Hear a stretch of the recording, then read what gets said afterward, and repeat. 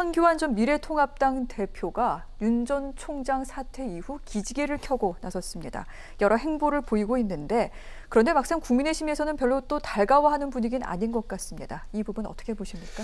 윤석열 전 총장이 등판하니까 몸이 달아서 지금 1년도 안 돼서 나왔어요. 다시 네. 황교안 대표가. 그런데 일성이 한국전쟁 얘기하고 그다음에 30년도 더 된 뭐 3당 통합 얘기하고 이거는 뭐 지난 1년 전에 총선에 대한 반성도 없고요. 그다음에 새로운 시대 비전도 없습니다. 네. 그냥 과거의 보수로 회귀하고자 하는 그거밖에 안 보여주고 있어요. 좀 그런 점에서 얼마만큼 준비가 돼서 다시 정치 재개를 하는 건지 예전과 똑같은 도로 한국당 이거 아닌가 이런 목소리가 지금 국민의힘 내부에서 나오는 거죠. 그렇기 때문에 당 내부에서조차도 돌아오는 거를 탐탁치 않게 여기는 네. 이 상황을 황교안 전 대표가 저는 좀 곱씹어 볼 필요가 있다고 봅니다. 그렇군요.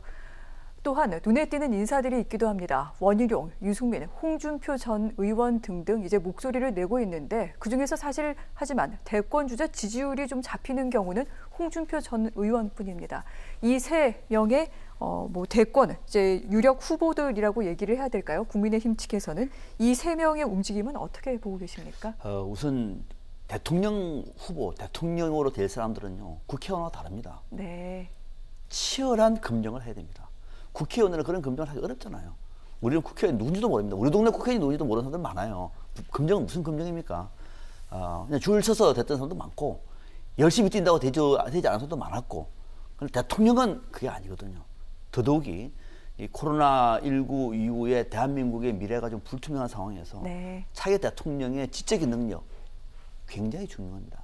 정책적 역량 더 중요합니다. 국민을 끌어안을 수 있는 통합 능력은 더 중요합니다. 자, 이런 관점 속에서 국민들은 바보가 아니거든요.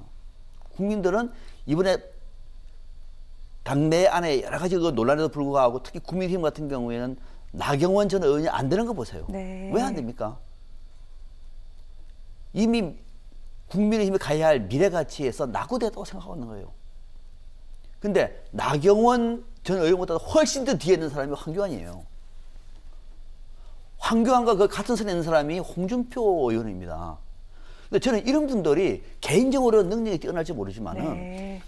내년 대통령 선거에서 대한민국의 미래좌표를 이 사람들이 얘기한다고 얘기하면 어느 국민이 귀담아 들을까요? 저는 그분들 비난하는 것이 아니라 한번 생각해 보시죠. 황교안 전 대표가 논다 그럽니다. 이거는 민주당한테는 너무너무 고마운 소식이에요. 철저한 공안검사 출신에 입만 열면 좌파 우파이었던 사람이에요. 지난 총선을 망친 장본인입니다. 이제 또 나와요.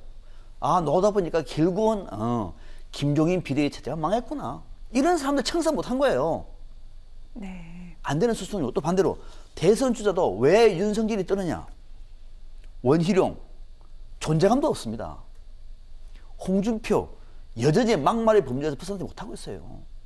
국민들이 이런 사람들을 대선 주자를 만들어 준다고 생각하면 착각이에요. 더 크게 보면은 국민들의 염장을 지르는 행위예요. 네. 저는 그건 아니라고 보고요. 다만 이제 유승민 전 의원 같은 경우에는 다른 것 좀 차별성이 있죠. 워낙 인지도가 낮고 대구 경북에서도 높은 네. 지지율을 받고 있지 못하기 때문에 얼마나 뜰 수 있을지 모르겠으나 그나마 유승민 정도는 당에서 한번 만들어 볼 수가 있겠지만은 다른 대선 주자들 같은 경우에는 네. 국민의힘에서도 부담스러울 만큼 이미 시대에 뒤처진 인물이다.